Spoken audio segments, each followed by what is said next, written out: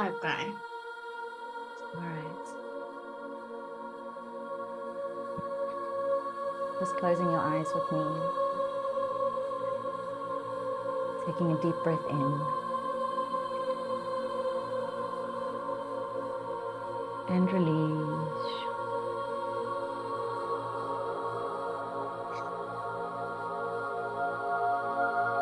Another breath in.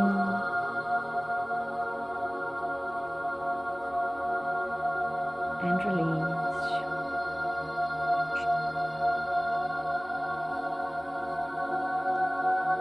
Final breath.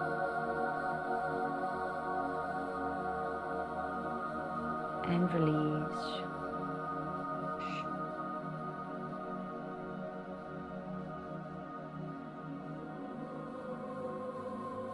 As we call in our hearts, as we call in our inner child, the mother and the father, calling in all hearts and heart complexes across all timelines and dimensions, all aspects of our avatar selves, that which is organic, that which is Krystic, that which represents life, that which is omni-love. As I set up a ban of non-interference, may no artificial technology come into this space, no interference. We just ask for a nice, beautiful, clean space to have a beautiful, authentic conversation with my dear sister Lily. And since this is an experience you've had with me, we call in on our dragon aspects, our dragon hearts, the earth dragon, the water dragon, Duata, the fire dragon, Uakata Aka Hekiata, and the air dragon, and that which is ether. Call in our rainbow dragon body, Uata Ekiata, as we align to the law of one. God, sovereign, free.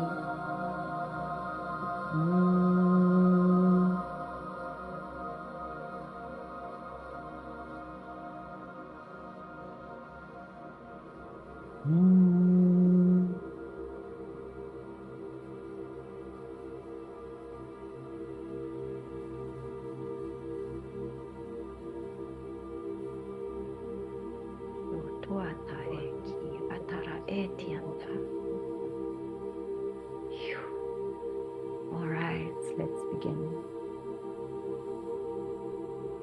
Okay. Okay. Welcome, everybody. This is another episode of Delicately Wild. My name is Brigitte. In case this is the first time you are watching, this is really just a conversation about evolution, about ascension, about the soul, spirituality, consciousness, our adventures on earth, our teachings, our lessons, our downfalls, our darkness, and our light. So welcome. I have Lily on the show with me today. Each of the people that I interview are candidates and souls that I've been working with for quite some time, some longer than others, and particularly in a space called the AZURITE Temple over the last 7 months. And part of the AZURITE Temple is to come into a space, if they willingly want to do a podcast interview. So I welcome Lily to the show. It's an absolute honor to have you, and I'm grateful to finally have this chat with you. How are you? Hi, Brig. I'm fine. I'm very well. I'm very happy that we could do this at last. It's been quite a Yes, while. yes. So, just to share with you, Lily, usually I kind of, I tell people that this is just a conversation. I don't really plan it. Obviously, I know certain aspects from certain people and their soul experience, but it's really about your story. And usually what I ask of people is to, kind of guide us into your awakening. What was that process for you? Was it one moment? Was it observing something? Was it a perspective change? What was it that brought you into your spiritual path? And how long ago was Yeah. that? Yeah, I think I've always been interested in the spiritual path. It's always something that was, I mean, since I think in school, I started reading books and investigating, always knowing that there's something else. Like, it just didn't make sense to me, this world. Things just didn't make sense to me. Yes. And so I think it was in 2017, I'm not quite sure, but I came out of quite a difficult relationship, very abusive relationship. Mm, And um, I think my parents caught on to what was going on. And so they sent me away for like 3 weeks to just get out of the situation because it was quite dangerous at the time. And during that time, I saw a psychologist because I wanted to understand what happened, what's mm, going on. And I sort of investigated psychology, and then I went into religion, and I wanted to try and find some answers because mm, I couldn't understand what was happening. Like, I was so shocked with the whole yeah. situation, and then through that, I think I came across shamanism, and I started reading some books about it and doing some research. And then I came across the medicine journeys. And then I came across you. I somehow found you. And I think you had a ceremony in Plate at the time, which I didn't really know what it was about. Mm, But you had a ceremony in, I think, or Jeffrey's Bay or Plate or somewhere. don't And know. then, yeah, and then I joined that ceremony, which was something that I still hold on to today. That was Yeah. like the big catalyst for everything that transpired. I mean, I think it was you started with the drumming at the beginning, and then I remember looking over to this one guy, and Was it was your like he was first one not in Johannesburg? no, Oh, okay. no, Okay. yeah, yeah. It was quite a long time ago. Yeah, Yeah, I mean, every ceremony's, each ceremony kind of turns into one giant ceremony, and each one is just so profound. So sorry to interrupt. I just wanted to clarify that. Carry on. yeah. Yeah, and I remember I was looking over at one of the guys because I had all these mental things coming up, and like, what am I doing and what is this, and Yeah. What have all I the done? What have I done? and it was, I think he was talking to something or someone, and I remember the smiling coming across my face, and then this big just laughter coming from the depth of my belly, just like exploding.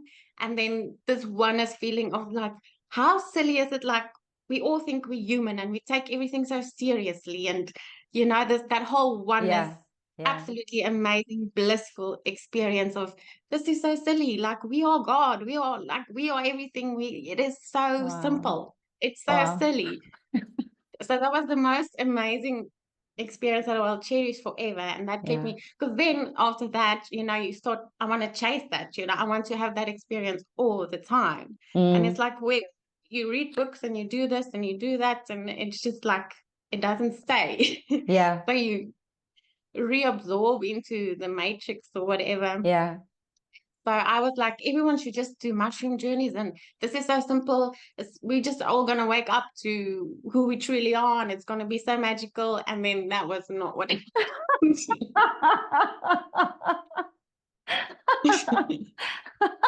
I'm glad we can laugh about it, Lily. I'm glad we can laugh about it. So did you then obviously go through a little bit of the dark night of the soul? I mean, obviously your relationship kicked driving you into the exploration first. That would have been your first death, for sure, Yeah. because it's very interesting the confusion that you spoke of and the wanting. So it's the mental body wanting to know, like, I don't understand what just happened here, and I need to figure it out with your relationship, right? And then the same thing happens after when we expand our consciousness on the mushrooms, right? Or on any consciousness expanding experience. Um, so yeah, talk us through that. Yeah. So then that happened. And then that catalyzed a whole new opening of things and wanting to investigate what the fuck was that? And Yes. what's happening now? And how to navigate from a new space. And then you accumulate all the information about spirituality and the ascension, and it's Yes. almost like you create a whole new belief system. Yes.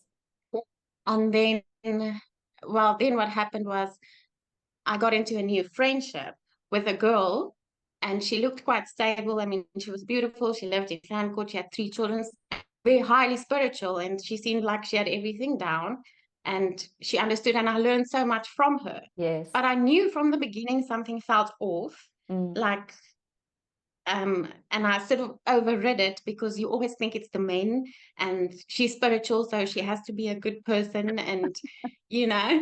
and then that turned super dangerous, and I got myself into a very dangerous, but that was also during COVID. Yeah. So luckily we had the lockdowns, and I was like, okay, so I have time to sort of figure this out, because I'm in quite a dangerous situation now. Wow. Yeah, and then yeah. No, I was going to say, like, if anyone is watching this who is on the spiritual path, and to some degree you more than likely will be, because everything is energy and you wouldn't be watching this otherwise. But my point is, if everybody has an opportunity at this point to write down what Lily's extrasensory perception is and what her gift is, we can write it down, because it's so obvious. Like, your empathy, this beautiful purity and this innocence, and your empathy drives you into dangerous situations with, most often than not, more than likely, narcissists. And because you have such soft boundaries, you get in these wild situations. It's a very common thing. So yeah, continue. You're in lockdown now. Lockdown is now keeping you, quote unquote, safe. Yes. Yeah, so I was super grateful for lockdown. But then when it started lifting and I saw her again, I realized, oh, I'm in much more of a dangerous place than I thought. And luckily, I was in contact with a woman at the time that sort of guided me through it. And there was this one night where I was over at her house, and the mask just dropped, and she sent me, like through lockdown, she sent me videos. This girl now sent me she started sending me weird videos, and she started sending me videos about like the adrenochrome and all those The the shadow. spiritual side. Yeah, those things that I was sort of disturbing to look at. And then at the end of one of the videos, there was this thing about, yeah, we're coming for all of you light workers, and that sent me into like a Panic. deep shock, my, because I was like, I'm in deep danger now. And it's not something that you can explain to other people. So like, where do you turn to? And it ended up where it was 6 o'clock in the morning, and I got a weird phone call from her, and I just realized I need to go. I need to get into my car. So I took my dogs, I packed a little bag, and I got into the car, and I just drove. And at that time, you couldn't go over the border. So I drove to Cape Town. I didn't even know where I was driving. I just knew I needed to get away. And I phoned the woman that was helping me read through all that. And she said, run, like delete all your social media, change your name, like you're in danger. Yeah. And so I ended up in Johannesburg, and I had to deal with all of that. But then luckily, I was in Johannesburg, so I started redoing all the medicine, the journeys with you. So I was like, okay, yeah. So then I started working through that and reintegrating and onto the medicine journeys, which I was so grateful for, because it's just like I could breathe again, and I could like start working through all of the stuff again. And then it ended up where with our last ceremony. So then we were starting to move out of the practice, and this big idea of moving to the farm. Yes. And there was sort of a lot of things that happened at the time. So it was sort of that last journey combined with my childhood friend passing away, and then selling the house, which was sort of It's a lot. a safe haven for like 20 years. And then moving to such a secluded space. And then all of a sudden I was just in this existential crisis, dread, dark night of the soul. Don't know what's happening, don't know what's up, don't know what's down, don't know where to go. And I was just overwhelming.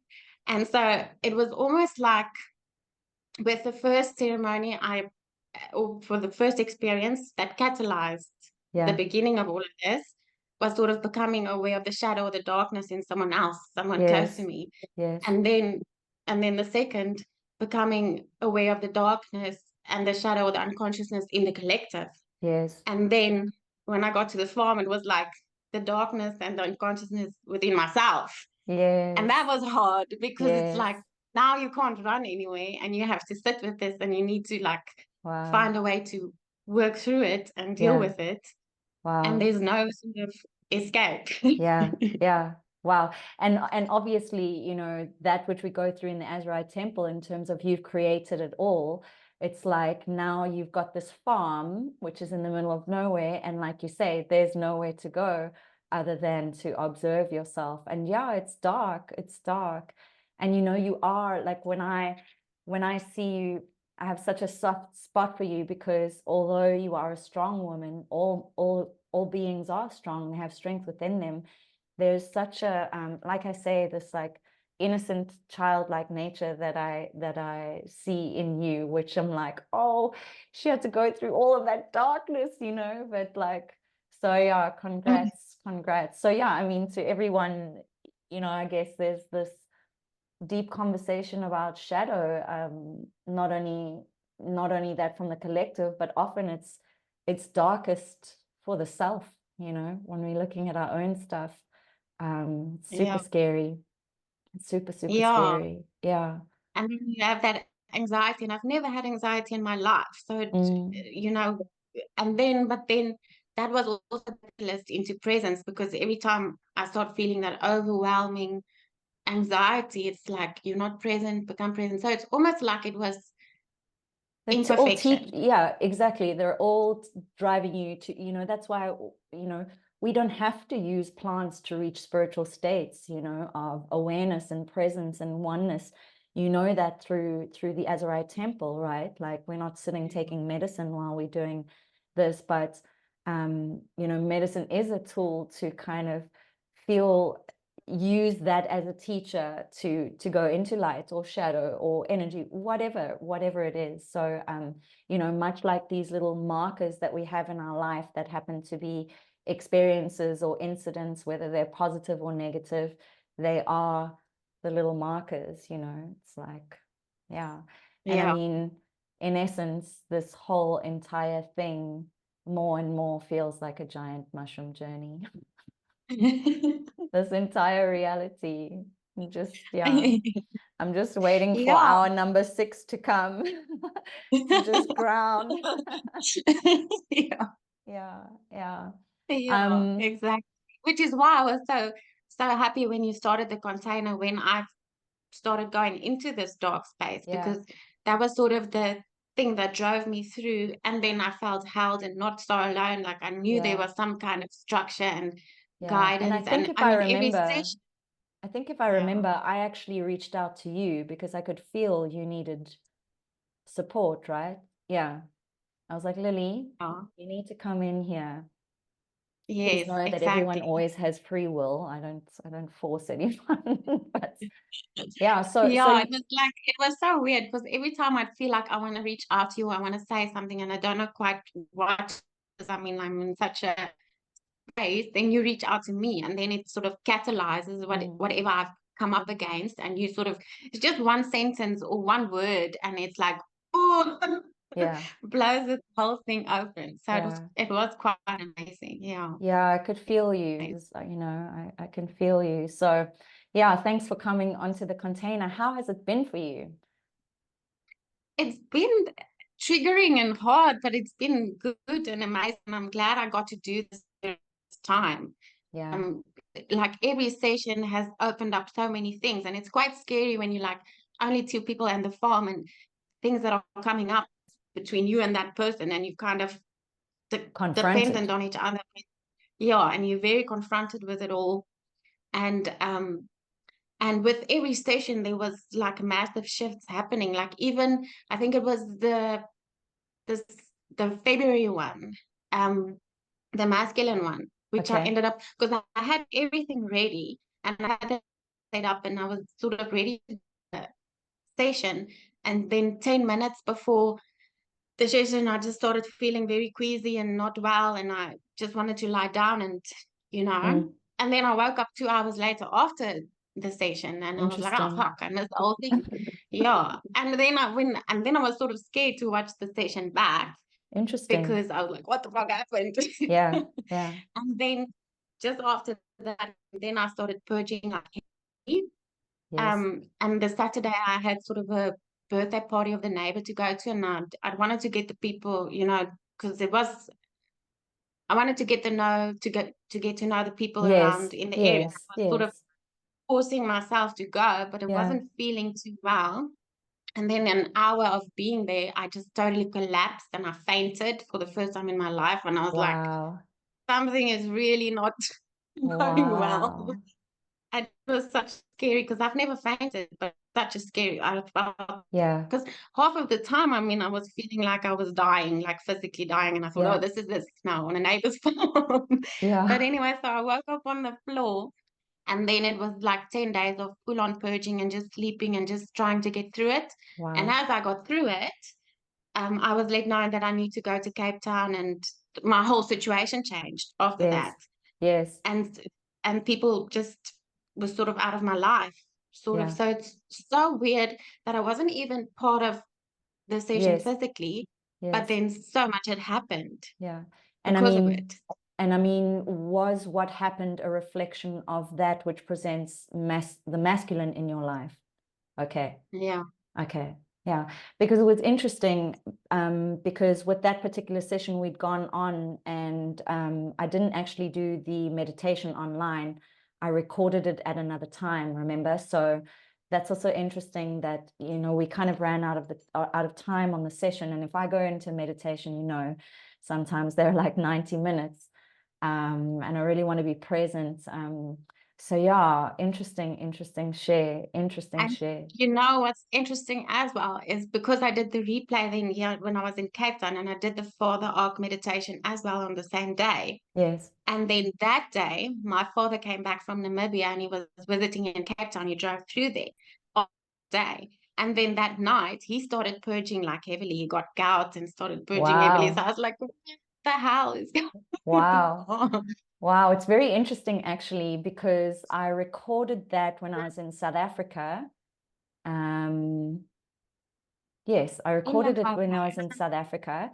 And I also did massive masculine healing while I was in South Africa. It wasn't the intention at all. But remember, I sent you guys a message and I was like, look, this is so crazy how everything is always in perfection, right? Because I Yeah. just noticed like all of these things, like there was like 6 points of masculine healing. So I'll go through them, may as well. So my 86-year-old grandmother is going through a divorce. So that's like My clearing out, goodness. yeah, clearing out a masculine within her space that has never been aligned. They've been together for 40 years, 30 years of it. They haven't even like spoken, hate each other, da da da. She's 86. Like, this is wild. Like, that's quite a soul. That's like, Wow. that's brave. That's brave. So I was helping her through Wow. that. So that's my grandmother. And then I saw my first boyfriend ever. I saw my ex-husband. I saw a friend that I've always I been didn't know you were married. in. Were you I married? it was a, you know, what the spiritual community call a spiritual wedding. But yes, I had a husband, I was his wife, but we never had a, you know, it was never a marriage in a court of law. It was a marriage in the universal law, which was actually Okay. very tricky to get out of, because I was like, look, this isn't working. We are toxic together. And he was like, no, well, there's no documentation. And I'm like, you tricky, you tricked me. Anyway, so I saw my ex-husband, saw another beautiful soul that I almost connected with last year that went through a very big psychosis, that is a soul that is extremely special to me. Um, had an earring stuck in my left ear, so the feminine side of my ear that was given to me by an old boyfriend from years ago, that's been stuck in my ear for 16 and a half years. All right, a diamond. So when I got a piercing, she was like, do you want me to remove this? I'm like, yes, it's been stuck in my ear since 1985, you know, like, so yeah, I also did all this huge masculine clearing at that same time I was doing the father arc. So yeah, very, very interesting. So Yeah, it's super yeah, amazing. yeah. And that's why, you know, it's, you know, anyone that is interested in doing this kind of sort of longer term container work with me, please know that there's a certain level of trust that you need to come in with, or that I would hope that you choose to come in with, because, you know, one of the things I really like to, like a basis that I like to teach from, is that I too am just human. I am so sorry to interrupt. Thank you for your time. Thank you for watching and listening to our Delicately Wild podcast. This is just a short interruption to say, please, from the bottom of my heart, if you could like, share, or do whatever it is that is required on this particular social media platform, I would greatly appreciate it, as this content does kind of get squashed within the algorithms. And the other part of this is to just remind you that I have a beautiful coaching container coming up called the AZURITE Temple. If you are interested in expansion, consciousness, existentiality, the nature of this reality, and really digging deep into healing work, uncovering, and mostly embodiment work within a supported community and a high vibrational container, then you might want to touch base with me, and you are free to ask any questions. Thank you so much for your time. Please do enjoy the rest of the podcast. Ciao. I come as woman of mankind, who sometimes goes by the title of healer and shaman and all these things, but I too am human, and the best way to teach is to embody. And what a lot of the initiations are at the moment is initiation with time and reading the field. And sometimes things need to shift, and where you're like, no, we can't do that today, or we need to shift this, and it's just the way I teach. So yeah, just wanted to share that if anyone is interested, come in a little loose, you know, although we do have a law of structure, and I think I stuck to it quite well. The last month has been, Yeah. you know, but yeah, we've put all that it does, if anything, is draw up shadow work from us, you know. If all things don't go according to plan, it just brings up shadow work, Yeah, yeah, and triggers and things exactly. like Yeah. that. And actually, most of the work that I do, like the hardest part of holding the container, is what happens outside of the container. You know, my personal messages with you guys and things like that. So yeah, it's very, very interesting. So I feel like you're a good person to chat a little bit about dragon energy with, because this is such a first of all, like a mystical term. We all know that. And second of all, we can get in the mind and we can get stuck, and we can say, oh, what the fuck? You know, what are they talking about? Is this a metaphor? Is it this? Is it that? What is it? What is it? And I have done one podcast when I've with Sangha about the god avatar and the dragon body. And I think, yes, no, I haven't done another one alone, but I know you've had a kind of glimpse into that aspect of yourself or me. And I'm wondering if you would share a little bit about it, like anything you wish, you know, what your relationship is, your perspective, your experience, and yeah, anything. Yeah.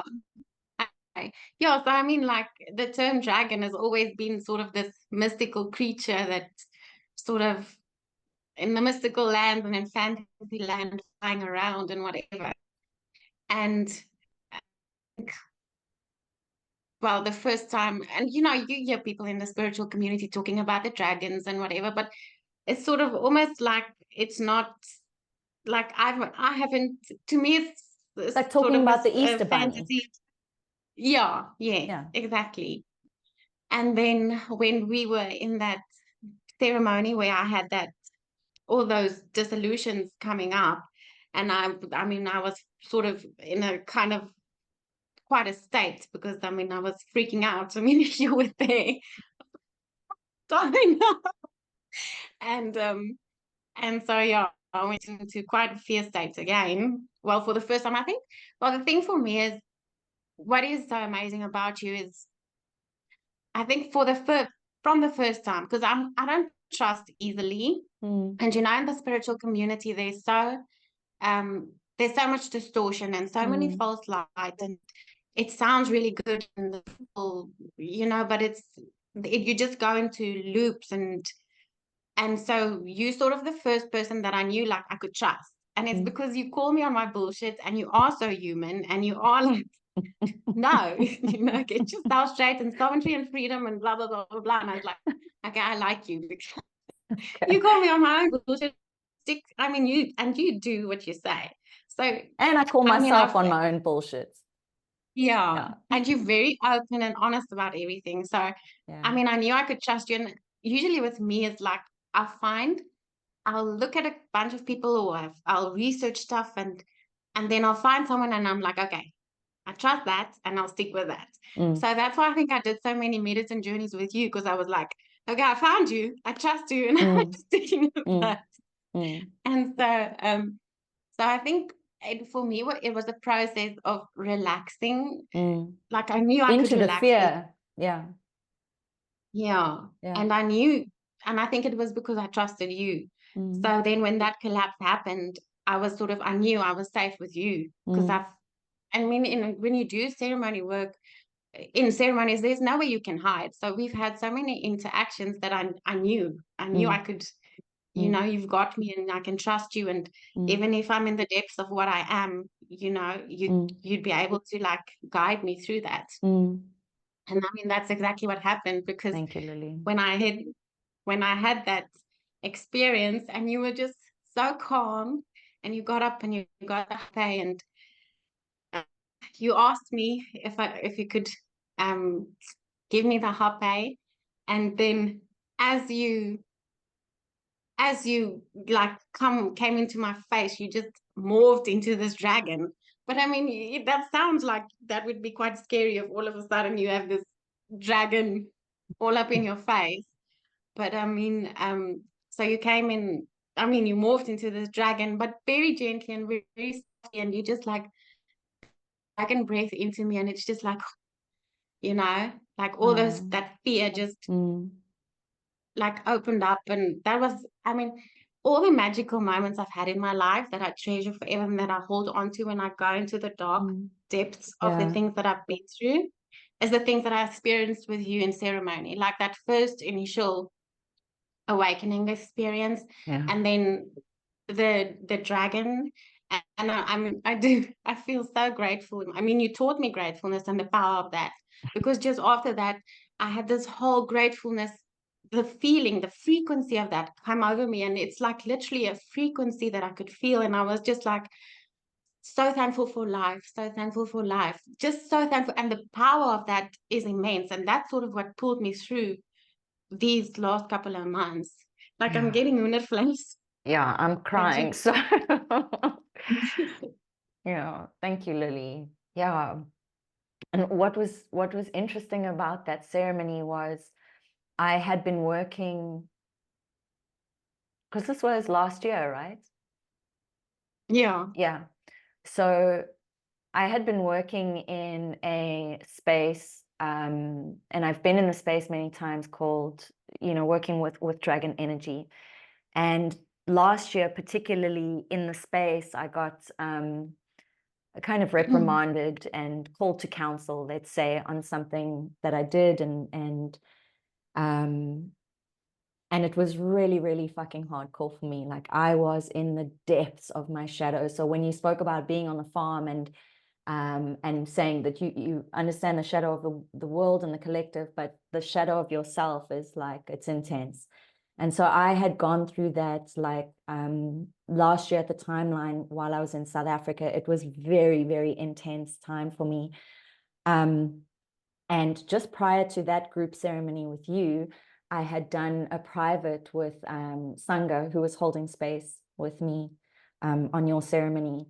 And that ceremony, so basically I was in this container where we work with a lot of dragon energy and understanding what that means, but I kind of exited the container because I was doing a lot of my own work and I was in my shadow, and I didn't have time for it, and I just needed to be present day to day with what I needed to do. And so even though I'm in this dragon container, I'm not really participating, but I'm doing ceremony work. So I'm still working with this dragon energy, right? And I'm still trying to embody what, metaphysically, without any separation, we're doing in the container anyway, because it's all in zero time. So anyway, I do the private ceremony with Sangha, and at one stage, I'm kind of trying to ground her a little bit. I've got the fire there, her partner's there, and she's looking at me. And I think you've seen me as this as well. That usually, like, I come across as an old lady, right? Yeah. Yeah. Yeah. So Yeah. she's looking at me and she's like, and I'm like, oh God, like, is she seeing the old lady again? And I say, by the way, like, sometimes sometimes I use quite a lot of humor. I mean, I'm not there to confuse you in ceremony, but it's just kindness. It's just like a nice human nature, if you want to call it that. So I say, how are you seeing me? Am I the old lady again? And she's like, old lady? Old lady? And she's like, you're a fucking dragon. And I'm like, oh my God. And then she looks up to the sky and she's like, mother of dragons. I'm just like, oh my gosh, right? So that happened like a little bit before your group ceremony.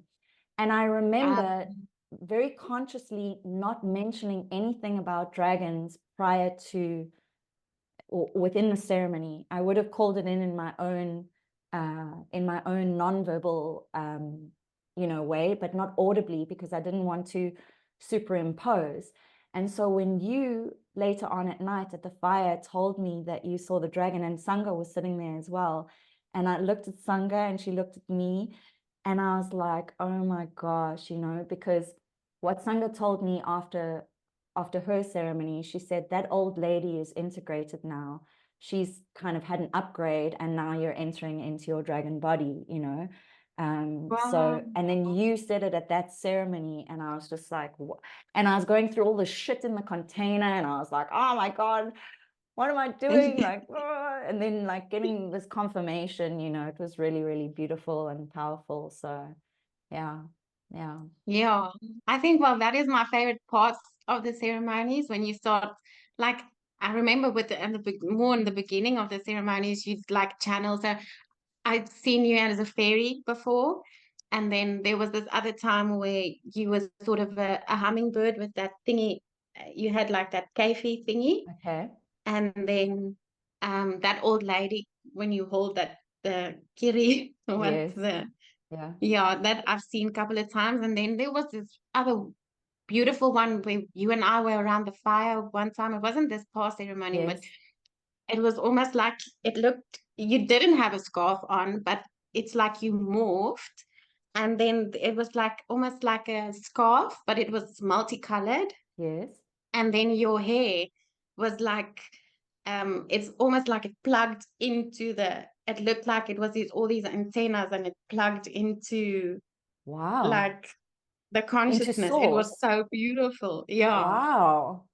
I'm still Wow. getting hoondervleis again. Yeah, that was For super. those of you And that then, don't know what hoondervleis is, it's like goose flesh when you get goosebumps. oh We call yeah, them good truth flesh. bumps. Truth bumps. Yeah. Yeah. Oh, truth bumps. Yeah. Yeah, okay. Truth bumps. And then usually like we'd have these amazing discussions. I mean, you're giving me a teaching and all I'm doing is like, what?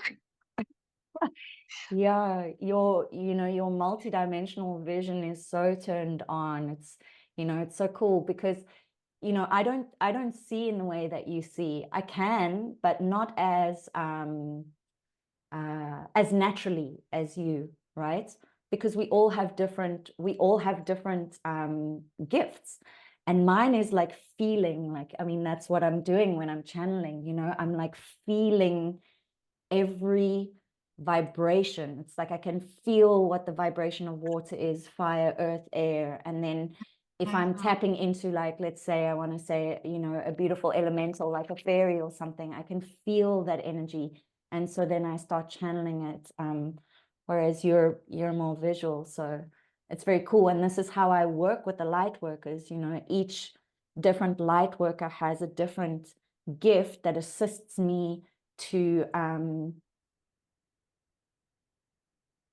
to work efficiently, effectively, and safely in the space, because I have my eyes, I have my feeling. We obviously have our processes and all of that, but yeah, this is why I love this work, actually, because every single one of us is a part of the mycelial, but we've all got a different gift, and yet when we work together, it's like it becomes the one, and it's so powerful. It's fucking cool, man. It's cool. Yeah, Yeah, it I is. mean, you got to work through a lot of shadow, but Yeah.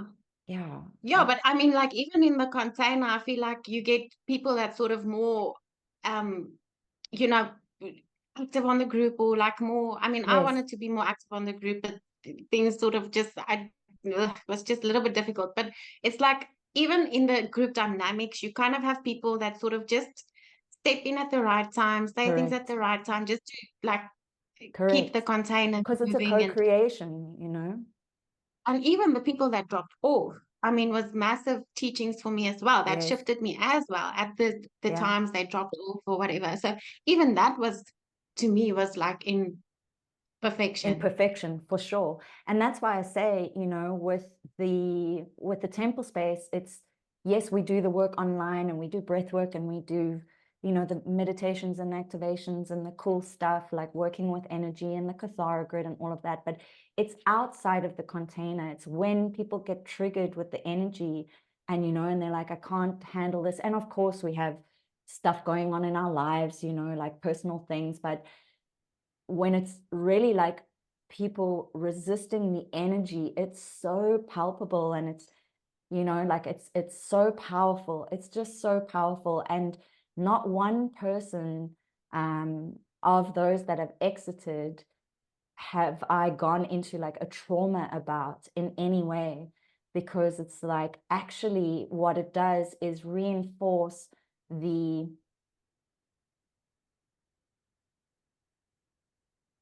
like, it kind of validates me in the level of the space holding of the container, you know, because it's a strong commanding of space. And it's like, I'm not telling you what your belief systems need to be in any way, shape, or form. But if you're going to come up against something, it's not me, it's not the persona, it's just energy. And it's triggering, you know. So, you know, to speak transparently and openly to everyone, we've chatted about people dropping off of the container, and that's energy work, right? That's my answer to it. It's energy work. You know, if you're confronted with shadow aspects and you shut down in communication because you're in a process of doubt and fear, I know as facilitator how to reach out, but whether you take my hand or not is not up to me. You know, it's not Yeah. up to me. And this is why, Yeah. you know, we work in such a strong code of ethics, because without that we would be screwed. You know, this last month where you guys have given me a bit of grace, because I was in South Africa, I cannot tell you how grateful I am for the original code of ethics and the values that we align to. Because, you know, me saying I need time, I need space, I need you guys to just hold me this month and hold the space, is me being able to be authentic as a facilitator, but also as a human, because things happen. And you know, we have this idea of what professionalism looks like, but sometimes there's this aspect of professionalism is perfection. And maybe we should just say, I'm not striving to be professional. I want to be professional as possible, but professional to me actually just means honor.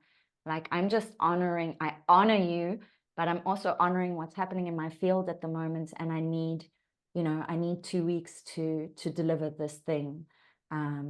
because otherwise I would just be slapping shit together.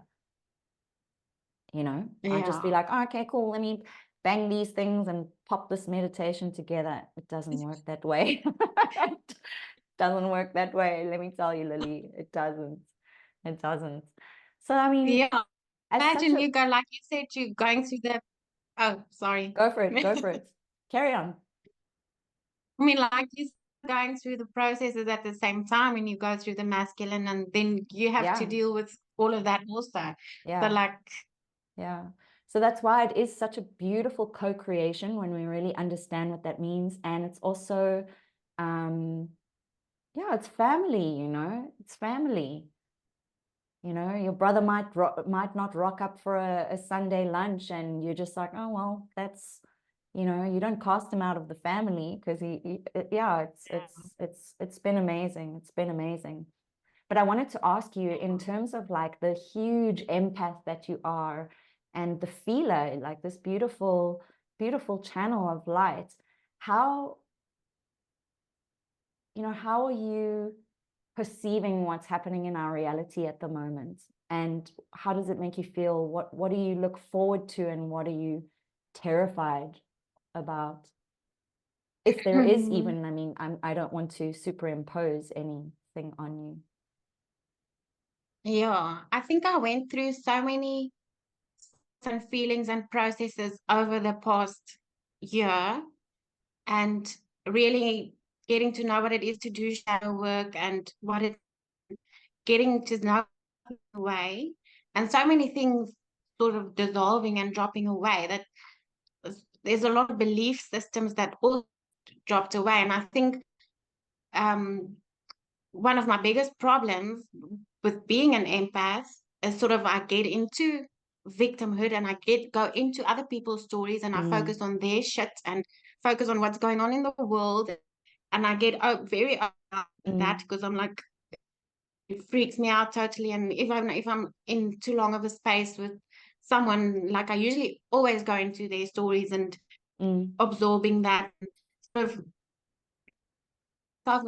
easily into a victim state, and then that's the kind of reality I attract, and that I superimpose then onto everyone else. So I think my process sort of was that if I create my world from such a victim space, you know, what would it be like if, like you say, you always say drop into the heart.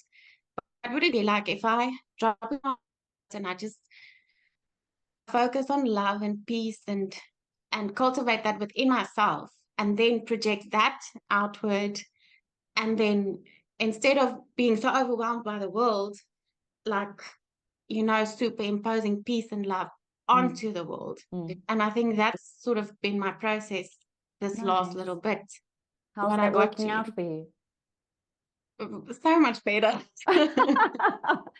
Beautiful. Are you receiving it back? Well, it's been 3 weeks that I've made the shift. Okay, so nice. I'm so much calm with the people in my life. I don't take everything so seriously. When something gets a little bit overwhelms me, then I just walk away, or I take a breath, and I don't get into that, or I don't get that. So so when I see, like, I go into that space, I catch it early and I step out, or like I'm not as triggered as I was, or as fearful. Like even the people that scared me within my family, like I'll just see me anymore, because I'm like, I choose in your peace, pillar I of choose light. love, and yeah. I mean, if you were to kind of round up what the greatest aspect of what you've learned from the AZURITE Temple, and also your spiritual journey. So one, the AZURITE Temple, and your spiritual journey as a whole, what are the greatest things that you've learned?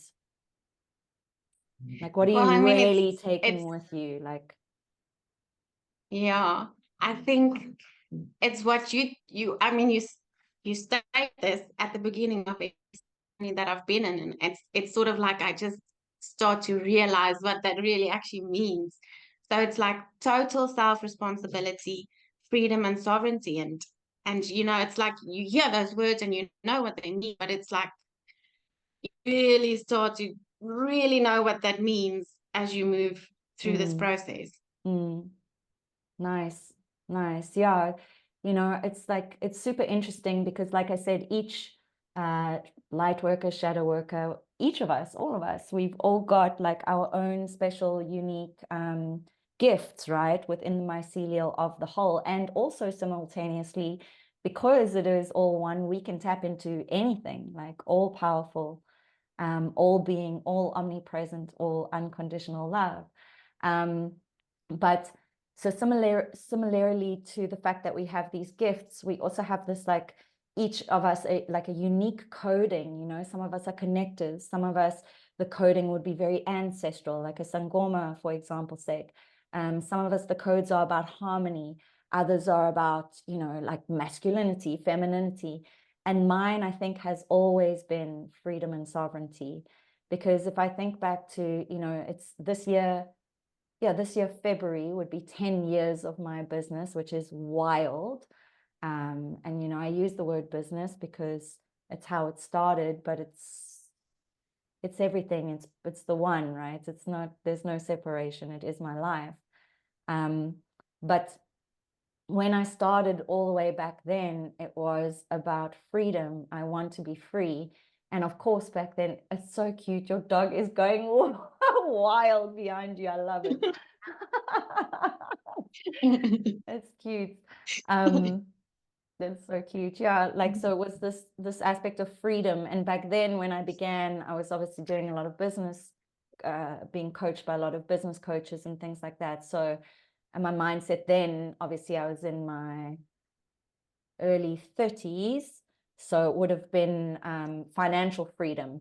And then it just shifted into just, no, just freedom, full stop, like spiritual freedom, you know, like soul freedom, and yeah, sovereignty in itself, or,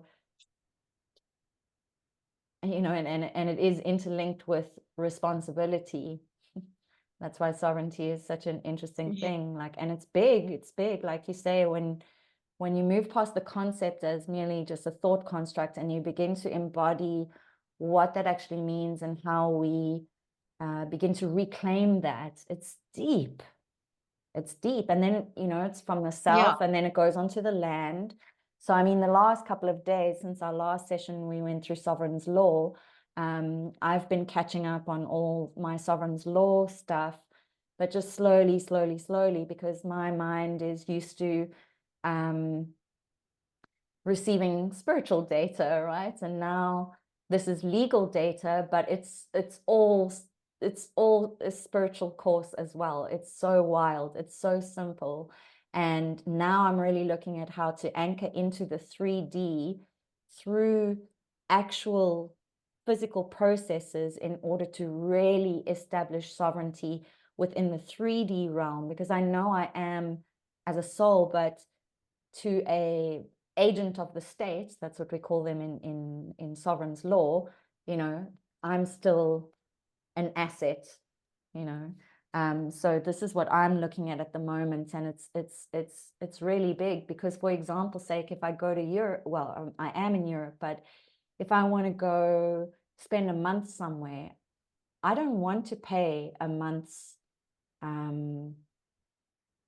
accommodation, like travel accommodation. I can't afford that kind of thing. And I don't, even if I could, I don't want to. I want to camp. I want to stop wherever. I want to stop on the side. And now it's like, well, you know, you can't just do that, lady.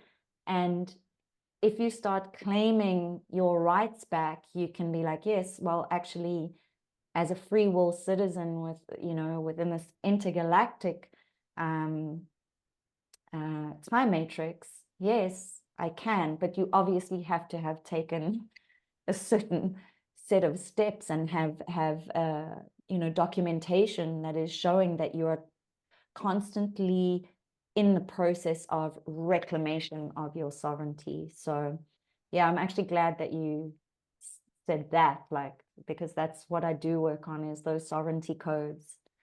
You know, it's powerful, it's beautiful. Yeah. Yeah. And if there was any, Yeah. like, And at times quite scary. totally, Totally, totally. Yeah. I mean, if there's any last kind of story or advice or, you know, I guess this is an opportunity to have your say. So as we close up this beautiful session, what is your last nugget that you wish to, because, you know, because I want to say, hey, what's your inspirational message? Or I want to say, but actually, what is it that you, if I said, Lily, this is your chance to say anything for the highest timeline, for the highest good, what is it that you would share to our family of humanity? Um,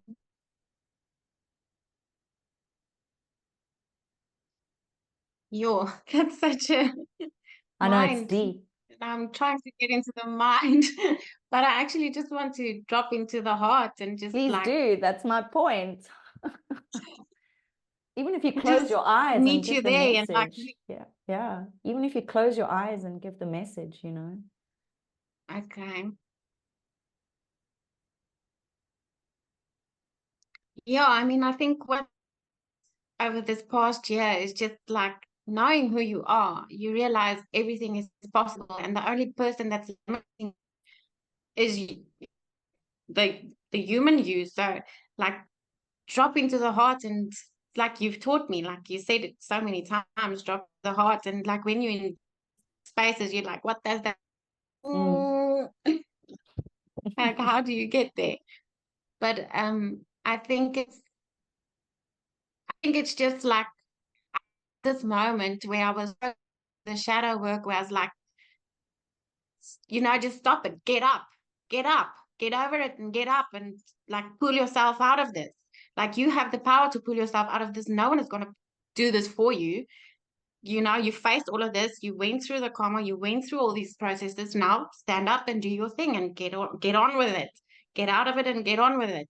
And it took a lot of will, but if I say who I am, then then that's what I have to do and that's what I can do because that's who I am. Yeah, because that's the you know? teachings, right? Because we can learn anything from a book or from anything we can learn, but if we can't embody and repeat that, if we can't step into that frequency of that which we're learning and that which we've experienced before, let's say, the plant medicines really gift us those experiences of oneness and that cosmic womb, but if we can't do the things that we're learning, then we're wasting our time Yeah. in no time when there's also no goals. But when you're in a bit of the darkness and you've turned yourself through the washing machine of death enough, then yes, you've got to. And often it is just the simplest, like, heart intention and innocent request, like from the child. And then, I mean, when you spoke, there was this beautiful fierce strength of like, get up, do the things that you've been learning. So yeah, that's embodiment, because otherwise we're just in cognitive dissonance, right? Constantly, Yeah. constantly. Yeah. And it's almost like it's not taking responsibility and it's almost safer to stay in victimhood and like, and I'm in Bypass. dark night of the soul. Blah. Yeah. Yeah. Like, just make the decision and stand up and get out of it. Yeah, yeah. And integrate and do all the things and come into a support system and breathe and swim and walk. Yeah, that's it. We just keep breathing and we will go in and out of these processes and phases. And yeah, to any of you and all of you that are breathing, every single person, because it doesn't matter whether you say that you're on the spiritual path or not, inevitably we are all spirits going through an experience of consciousness. You can call it what you want, but there are good times, there are bad, there are ups and there are downs, and that is just the nature of this reality, until we come into unity, which I don't know what that looks like, when it looks like. And until then, you know, until then, we congratulate each other for being a massive constellation that is this planetary body Earth, experiencing this all together, so that we can hopefully grow into kinder, more loving beings that don't have to learn through hatred, war, pain, and suffering any longer. And that's it, you know. So to each of you out there, thank you so much for joining Delicately Wild. Lily, thank you so much, Dragon Sister. I wish you nothing but the best of luck in your life. And obviously, I will see you soon for our closing ceremony of the AZURITE Temple. Yeah. Thank you. Okay. Ciao. Thank you so much. It's a pleasure. Thank you, everybody.